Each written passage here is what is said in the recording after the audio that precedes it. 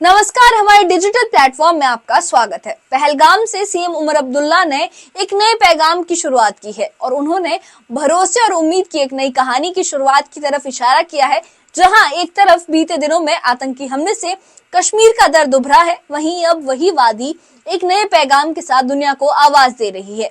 मुख्यमंत्री उमर अब्दुल्ला ने पहलगाम की वादियों में एक अहम बैठक की, एक ऐसी कोशिश जो जम्मू कश्मीर के पर्यटन को दोबारा रफ्तार देने की दिशा में मानी जा रही है। साथ ही नेशनल कॉन्फ्रेंस के अध्यक्ष नेता फारूक अब्दुल्ला ने भी साफ शब्दों में कहा कि डर को पीछे छोड़िए और भरोसे के साथ कश्मीर लौटिए।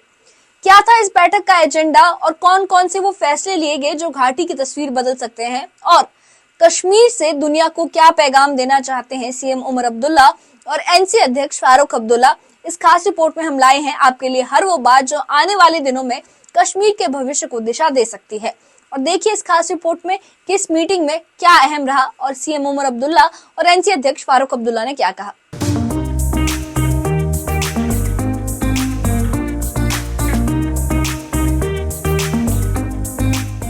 मुख्यमंत्री उमर अब्दुल्ला ने पहलगाम में एक अहम बैठक की, जिसमें पर्यटन को दोबारा मजबूत करने की रणनीति पर चर्चा हुई। सीएम ने बैठक के बाद प्रेस कॉन्फ्रेंस में कहा कि बैठक का उद्देश्य था लोगों को ये विश्वास दिलाना कि सरकार हालात पर काम कर रही है। हम शांति और विकास पर केंद्रित हैं और किसी भी तरह की अव्यवस्था से हमारी दिशा नहीं बदलेगी। उन्होंने ये भी कहा कि पर्यटक अब बेझिझक कश्मीर आ सकते हैं, माहौल सामान्य किया जा रहा है। और ये सिर्फ यहाँ के लोकल लोगों की जो है चाहत नहीं है। मैं जिन जिन टूरिस्टों को मिला फिलहाल अभी तक पहलगाम में, उन सबों ने मुझे यही कहा कि हम आए पहलगाम, अपनी मर्जी से आए, खुशी से आए, हमें यहाँ आते हुए बड़ा अच्छा लग रहा है, लेकिन मेहरबानी करके हमें एक छोटी सी जगह तक मत बांधिए, हमें पार्क्स तक आने दीजिए, हमें बेताब वैली जाने दीजिए। बेशक फिलहाल बैसरन आप नहीं खोल सकते हो, वो हम समझ सकते हैं, लेकिन जो बाकी पहलगाम के आसपास के इलाके हैं, कम से कम उनको जो है दोबारा खोलने पे सोचा जाना चाहिए और हम वो कर रहे हैं।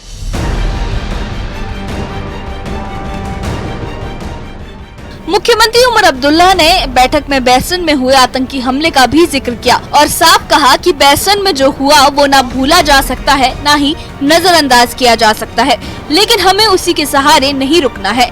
हमें पर्यटन पर फिर से काम शुरू करना होगा।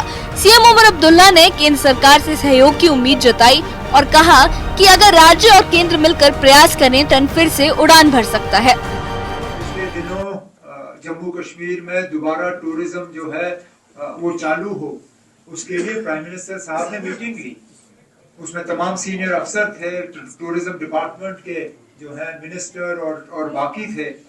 और 2 दिन पहले नीति आयोग की मीटिंग थी दिल्ली में।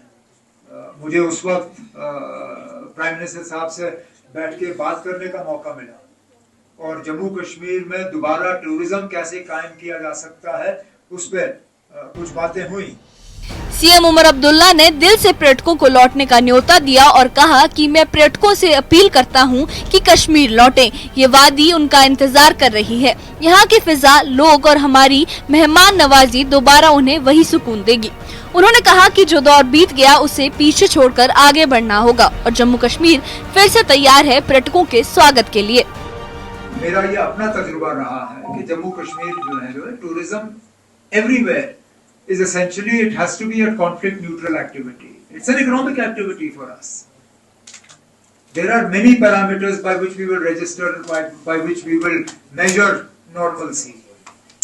And we will continue to do that.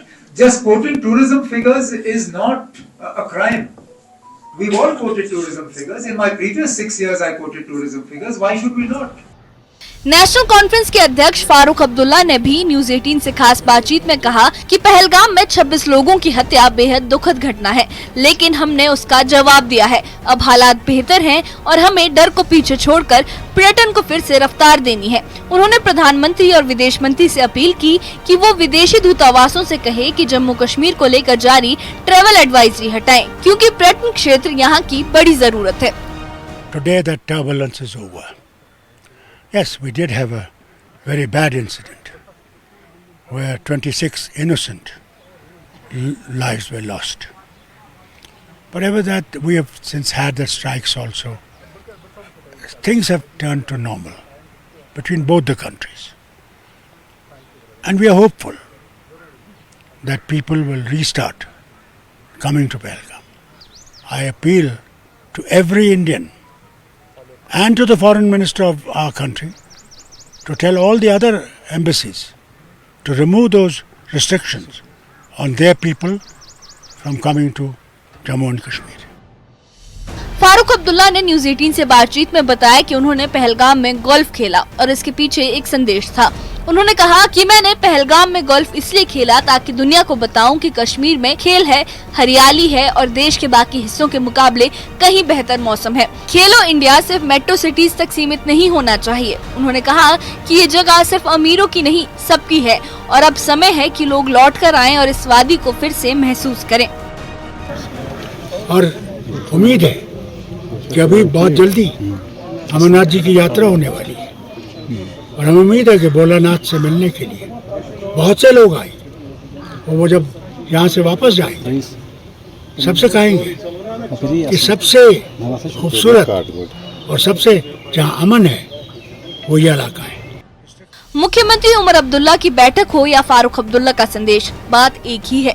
अब वक्त है आगे बढ़ने का। कश्मीर एक बार फिर तैयार है। सरकार हालात पर नियंत्रण में है और अब डर नहीं, यकीन के साथ इस जन्नत को दोबारा जीने की जरूरत है। ये पैगाम सियासत का नहीं, सुकून और सैर का है। Bureau report, news 18। कश्मीर ने एक बार फिर अपने दिल के दरवाजे खोल दिए हैं। जहां कभी कुछ समय पहले डर और खामोशी थी, अब वहां से एक आवाज आ रही है कि लौट आइए। यहाँ अब मौसम भी अच्छा है और माहौल भी। मुख्यमंत्री उमर अब्दुल्ला की पहलगाम की बैठक हो या फारूक अब्दुल्ला की अपील, इन बयानों में सियासत से ज्यादा वो जज्बा है जो इस धरती को फिर से मुस्कुराते हुए देखना चाहता है। कश्मीर अब आगे बढ़ना चाहता है और दुनिया को ये बताना चाहता है कि ये सिर्फ सुरक्षा बल नहीं, सुकून भी है।